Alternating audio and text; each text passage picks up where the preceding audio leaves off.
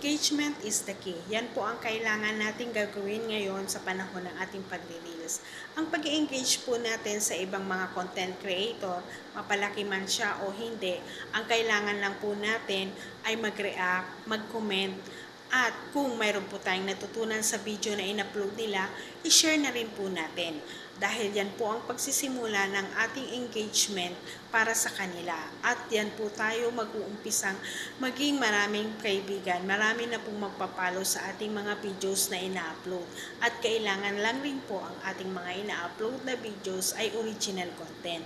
Para po wala po tayong maging problema sa ating meta world. Kaya kailangan lang po natin gawin ay engagement. Engagement lang po ang solusyon sa lahat ng ating ginagawa sa pagre-reels.